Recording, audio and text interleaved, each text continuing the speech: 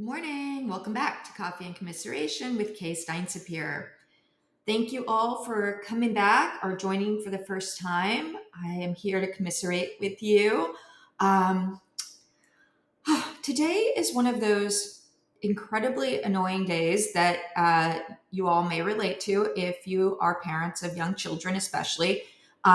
So I have been waking up early every morning, running the kids to school, up and out of here in sort of breakneck pace. And I went to bed last night and I was like, okay, great. I can sleep in tomorrow.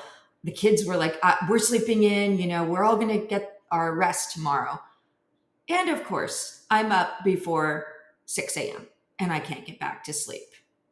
And I'm so annoyed. Like, what? What is this? I can finally rest. I don't have to be anywhere until 12 today. And I'm up before 6 and I can't get back to sleep. So I thought I would take this opportunity to come and have coffee with you. I want to talk about some things that are hard to get into on regular days. I want to talk about Molly and what it's like for us to live without her, because these are things we have to sort of compartmentalize in order to get through our day-to-day lives.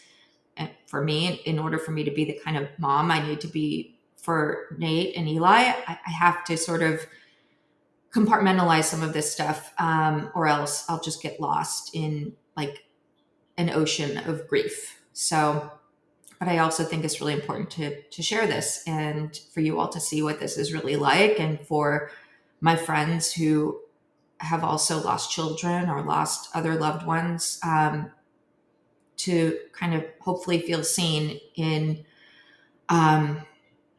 me vocalizing, sharing what it is that we go through, or at least trying to. So I've written about the time that Molly was in the accident and the time she was in the hospital and when we lost her. I wrote about that in detail in, I think, a 6-part series of essays on my Substack, which I hope you all will read. I put a lot of heart and soul into writing those essays. So if you haven't read them, I hope you will. I want to talk about what happened after Molly passed. There's so much, obviously, to get into, and I want to write about it all too. But I think it's important to get into kind of what it's like for us to just be in a world without our daughter in it. It's so painful. Like I said to John last night when we were going to bed, I said, I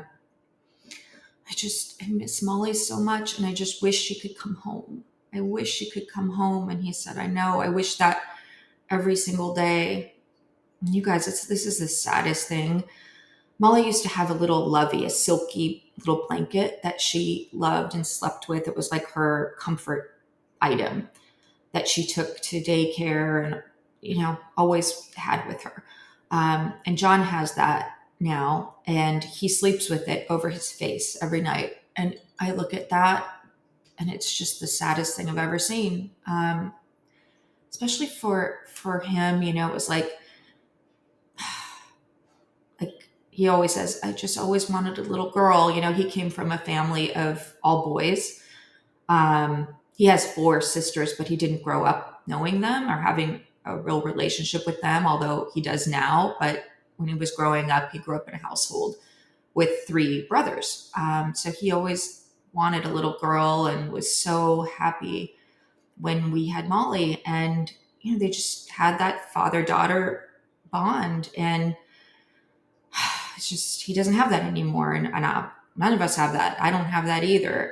But it's just the saddest thing when Molly was cremated. And it's so hard to talk about this. It's so hard for me to even let my mind go to thinking about my daughter's body being in a morgue, and then ultimately cremated and thrown into the ocean. It's hard to even go there for me, but I think it's important that we do. So when John picked up Molly's ashes, he he put them in her backpack, her school backpack. It's like this pink and purple JanSport backpack. And when he picked them up, he drove around with them. He put the backpack in the front seat and he put the seatbelt on it. And he drove around like the places he would normally go with her, like her school and our neighborhood, and before he came home. And for a while, that backpack was just sitting next to his side of the bed on his nightstand. And he didn't want to let it go. And I said, John, Molly's not in that backpack. She's not there. We have to do something. We have to take her to the ocean. She loved the beach. And so we did, we took her there and scattered her ashes. And it was just the saddest thing to see him unable to like let that backpack and those ashes go, and that to not think that like Molly was there, because I knew she wasn't there. I knew she wasn't even there in the hospital when we left her. And what they did with her body after we left was just so awful, you guys. It's like we donated her organs. So they asked us if we wanted to. We said yes. We knew Molly would want to. They had us, meet with a person from this company called One Legacy. And I mean, we had no support in the hospital when Molly died, not a social worker, nobody at all. It's like they just handed us a pamphlet of like what to do when you lose someone, like grief support. But we had no idea. And we were in such trauma and shock and loss. We had no idea. And we were alone. And we met with this guy from One Legacy, and John sort of took the lead in meeting with him. And then I filled out the form. I called our clergy from KI and asked them, like, what should we do? What mortuary do we put on here? It's like, I can't believe we were even having to like do that, to even contemplate that. And they told me, Hillside, which is a Jewish cemetery, and we had the option, of course, of burying Molly there, but that didn't feel right because we never been there and we have no connection to that place, But if we had, then we'd have like, I guess, a place to go and visit, a grave, but that didn't feel right to us. So I filled that out and gave it to the people at UCLA. And after we left Molly at the hospital, we we went home, obviously, and had this horrible, terrible conversation with Nate. And I thought that leaving Molly there was going to be the worst part that ever happened, the worst thing that ever happened to me. But like when we told Nate the news that Molly died, like that was the worst, you guys. That was the absolute worst. Like his cry, his scream was just the worst thing you would ever want to hear. He just screamed, no, no, no. And he ran away. And it was just, it's something no one should ever, ever experience. So in the days after we lost Molly, we were waiting for them to, like, they had her on life support, and then they harvested her organs, which is just so hard to even think about, like your baby being like on the table being cut open, and like her heart and all her organs being taken out, and then after they did it, they just like threw her away, you guys. They didn't follow what I wrote on the paper about sending her to Hillside. They lost it, I guess. Nobody knows where that paper went, but I filled it out and I gave it to UCLA. And we couldn't, they didn't get back to us for days, the people from One Legacy. They just like, after they completed. John says, like, after they got what they wanted from her, which is so awful for me to even fucking go there.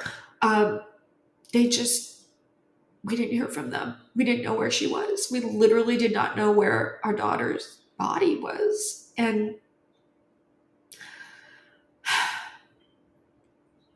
eventually, my friend Leslie, who I talk about all the time here, helped us. She helped us kind of get in touch with Hillside, and we finally found her at the fucking county morgue, like unidentified. We finally found her there and got her. It's just so awful to think about.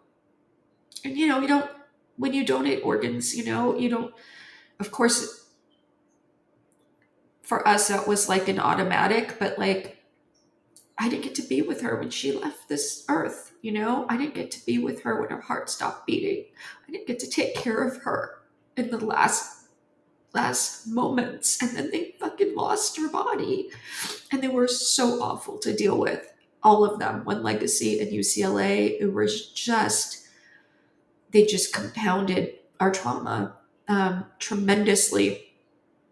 One Legacy, the employee that was supposed to help us, who bailed on us, who ghosted us, a fucking grieving family who just lost a 12-year-old child. That person was fired. And then he contacted John on his cell phone to complain that he was fired. It's just like, you cannot make this up. And then UCLA, for its part, I mean, they were just, I do not ever die at UCLA. If you have a medical emergency, don't have them take you to UCLA Medical Center. They were great when we were trying to save Molly's life, but after she died, they were awful. And the woman who was like the CEO of UCLA Medical Center, her name is Janice Spizzo, I believe. I mean, when I say the most incompetent, just heartless person I've ever encountered at the top of an organization, it would be her. And every time I check in, because I'm still a patient, because I get my cancer teams at UCLA, every time I have to check in UCLA Medical on my portal, on my phone, I have to see her face. And it just is so hard because she was so awful. So anyway, I'm now getting into a rant about what happened after she died, but I mean, I can't talk about this without describing that. I remember people coming, obviously to the house after we lost Molly, and my friend Melanie, Emerson's mom, who was Molly's friend who was in the accident with her. I remember standing at the doorway with her, like the night after we got home, and saying like, where is she? Where is Molly? Like, she's supposed to be getting the shower. It's like time for her to get ready for bed. And like, where the hell is she? Like,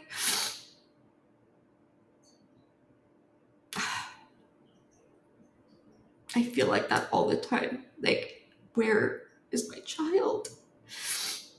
And you feel like you're walking around without limbs, and the rest of the world sees you and you look normal to them, and you're so fucking broken, and like, so you are without like an integral piece of you, and you go through the world like that every single day.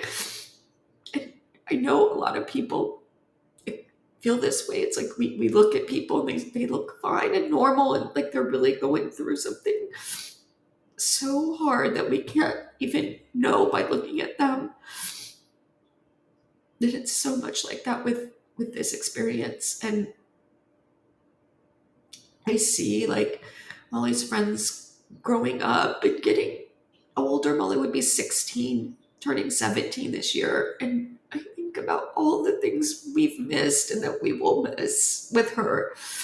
She'd be driving, she'd be dating, she'd be getting ready to like look at college. She'd get to do anything.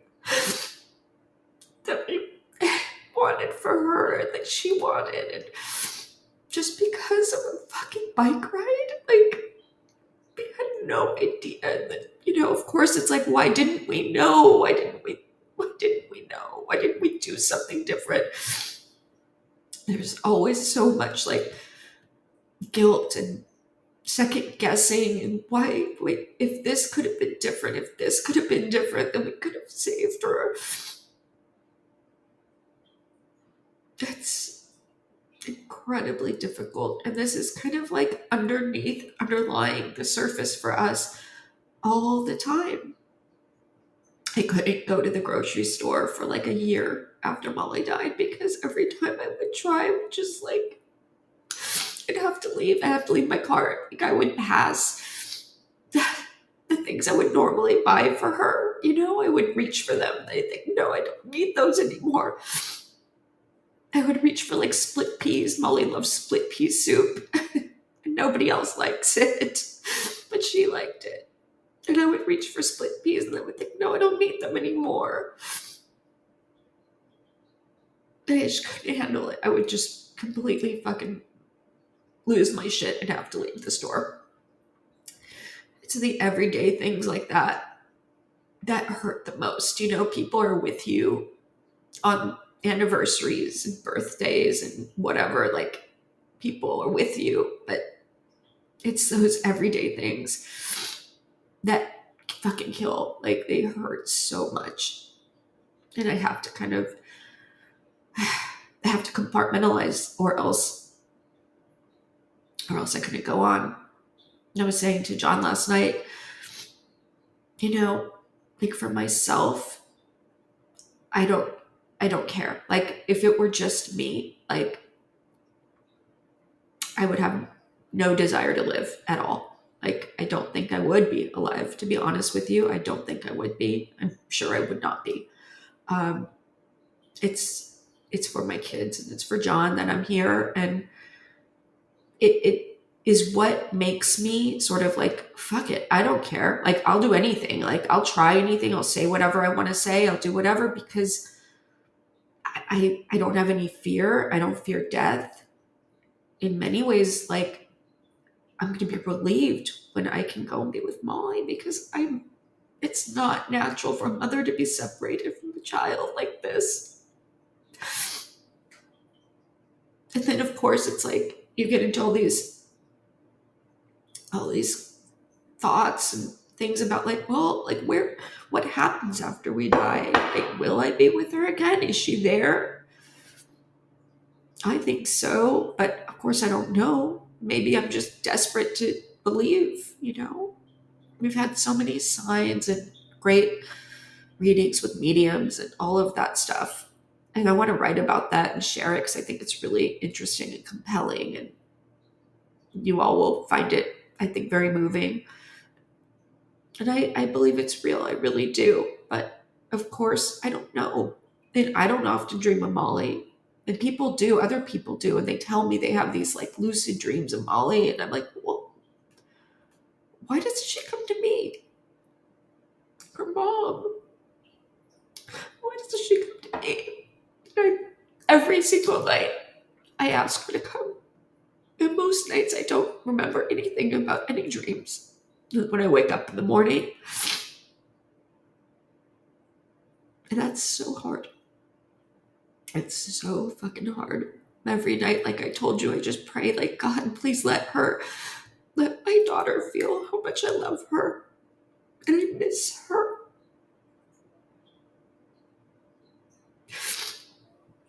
So I have to let you all see this reality. Because a lot of times you see me smiling and going through my days and doing the foundation and telling you that Molly and I are together and we're, she's not here in the physical world, but she's with me in spirit. And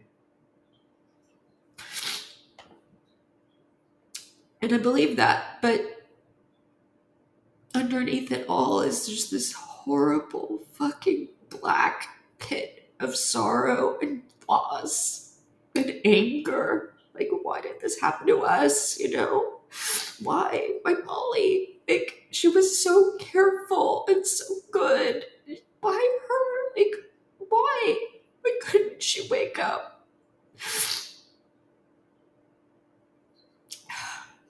So I thought I would, since I was up early this morning before the family's up, um, and I was thinking about this because John and I had this conversation last night, I thought I would share it with you.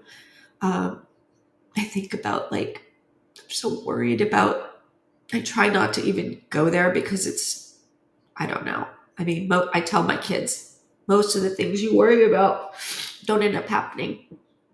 And the things that you never thought about do. So it's really a waste of energy. But I'm worried about what comes next and, what kind of future our kids, all of our kids collectively, are going to have. And, like, what world are we leaving them? Like, will we have grandkids? Like, what will the world be like for them?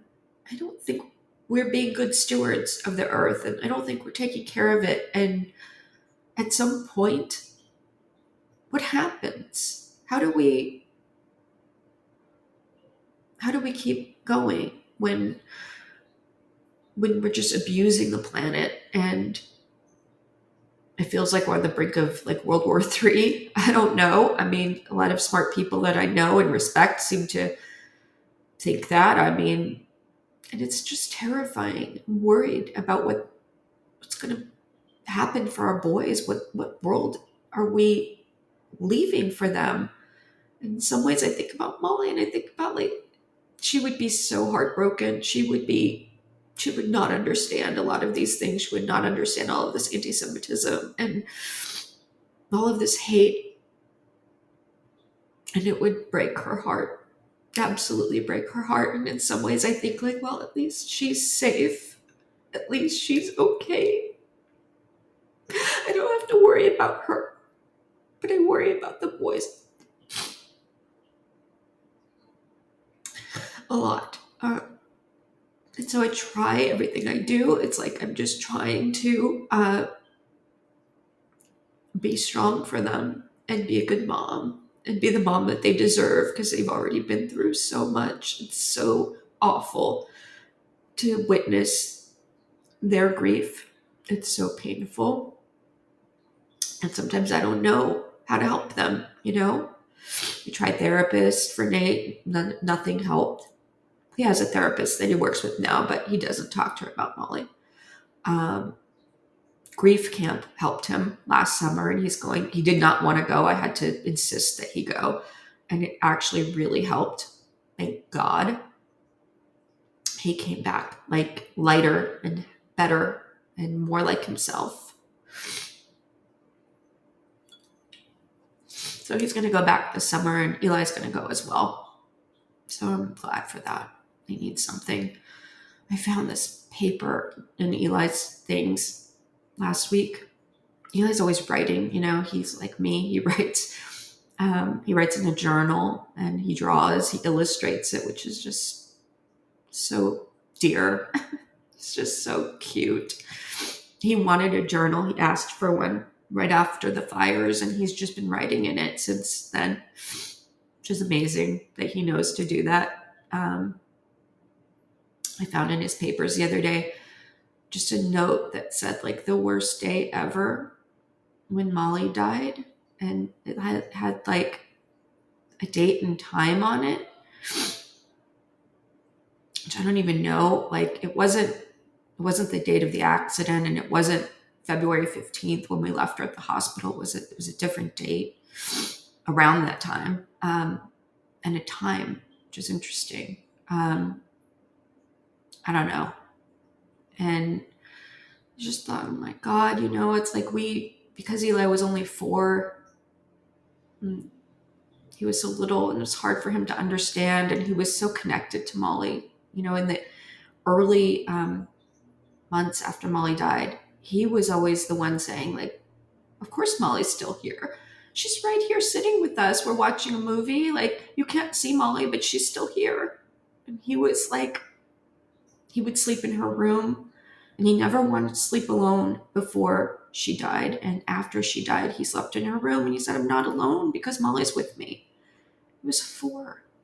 But as he's gotten older, he's less connected to that side of him and maybe the other side of life. And now we're dealing with more like human, grown feelings and emotions and grief. And that just fucking broke us when we saw that, like that he had written that down